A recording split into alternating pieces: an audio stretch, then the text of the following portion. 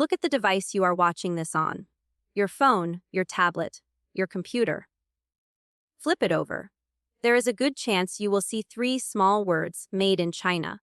Now look at your coffee mug, your running shoes, the power adapter charging your device, the toy on your child's floor.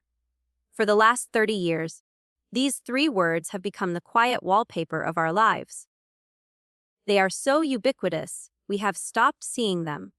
And when we do think about them, the story we tell ourselves is a simple one. It's a story of a giant, monolithic factory on the other side of the world. A place of endless assembly lines, low-wage workers, and churning smokestacks. In this narrative, China is a black box. The West designs a product, sends the blueprint into the box, and out comes a finished good.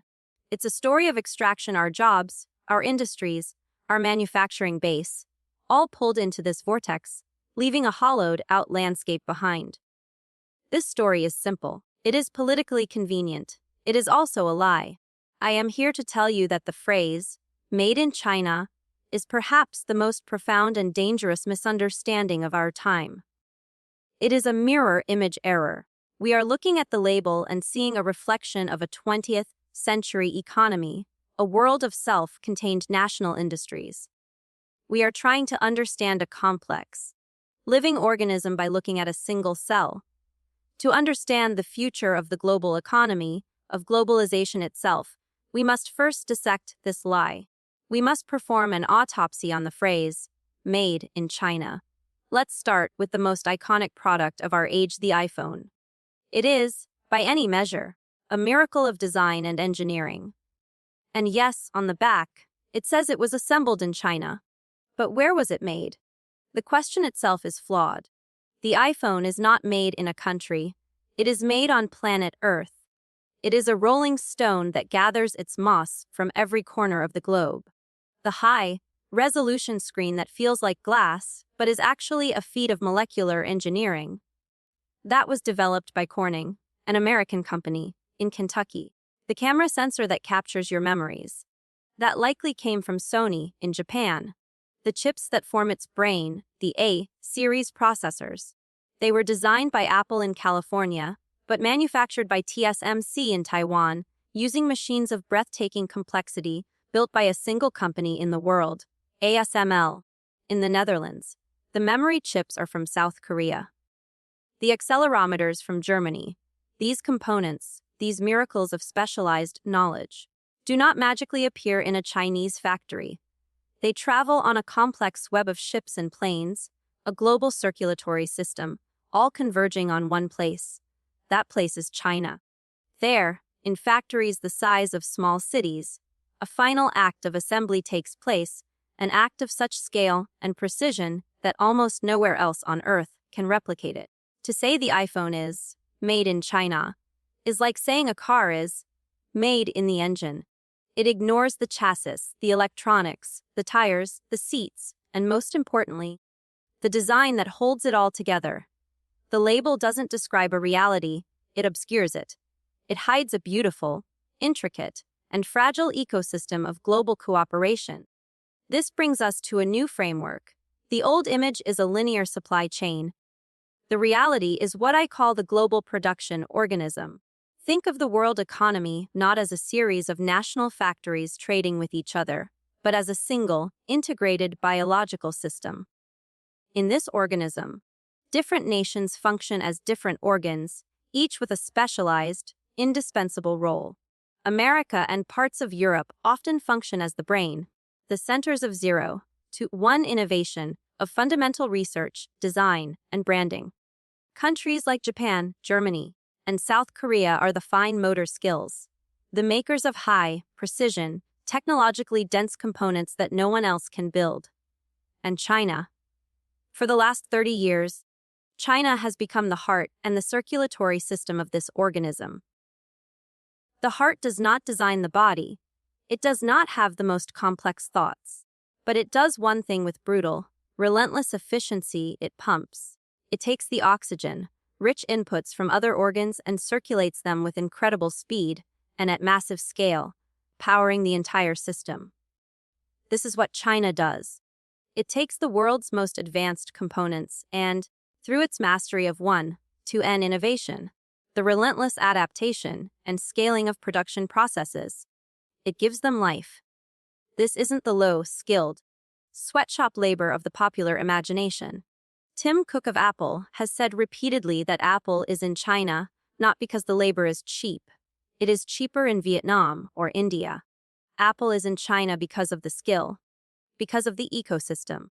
It is the only place in the world where you can wake up with a design change and have 10,000 skilled engineers and technicians implementing it by noon. So why did China, and not India or Brazil or Russia, become the heart of this global organism? The Chinese playbook was supercharged by two unfair advantages that no other country could match: scale and backwardness. First, scale. The sheer size of China's workforce provided the initial fuel. But more importantly, this scale created a hyper-competitive domestic environment, the jungle I have spoken of before. This jungle became a fitness center. Chinese suppliers who wanted to win contracts from companies like Apple or Tesla had to survive the most brutal competitive landscape on Earth. They were forced to become leaner, faster, and more innovative than anyone else. By the time they entered the global supply chain, they were battle-hardened. They didn't just offer low costs, they offered a level of responsiveness and problem-solving that was unmatched.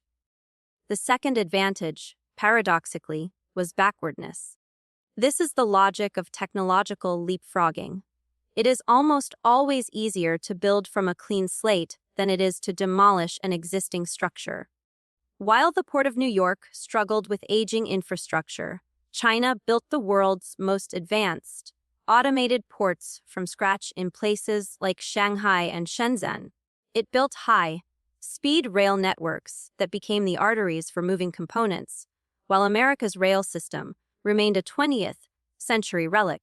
Its backwardness allowed it to build the world's most modern circulatory system, perfectly optimized for the 21st century production organism. This was not an accident. It was turbocharged by the Mayer economy. Thousands of local officials, incentivized to produce GDP growth, competed with each other to build the best roads, the best ports, the most efficient logistics hubs to attract this global flow of capital and parts. The state was not acting as a wall to keep foreigners out. It was paving the highways to bring them in. This brings us to the final, critical chapter of this story. The lie of "made in China" has created a dangerous political illusion. For years, politicians in the West have used this lie as a scapegoat. They point to the label on a toy and say, "There is the reason you lost your job." They treat the global supply chain as a zero-sum game, a competition between nations, when it is in fact a positive-sum system of collaboration. They talk about decoupling, about bringing the jobs home.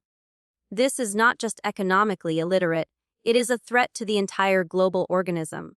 To talk of decoupling from China is not to talk of punishing a rival. It is to talk of performing a heart transplant on a living body without a donor.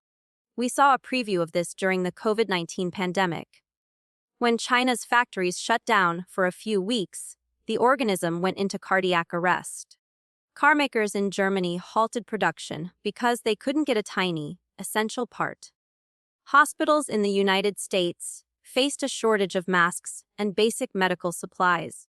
The intricate web of dependencies, invisible to us in our daily lives, was suddenly laid bare. It revealed that the system is not American, or Chinese, or German. It is one system. The trade wars and tariffs of recent years are another expression of this misunderstanding. They are an attempt to attack the heart, believing the rest of the body will be unharmed. It is an act of economic self-harm disguised as nationalistic pride. The Made in China lie is a story about the past. The truth of the global production organism is the story of the future. The simple narrative of a rising China, taking things from a declining West, is wrong. It is a story that comforts us by giving us a simple villain, but it prevents us from understanding the true nature of our world. The world is not flat. It is interconnected. It is a dense, tangled, and deeply interdependent network. China sits at the center of much of this network, but it is not the weaver of the web.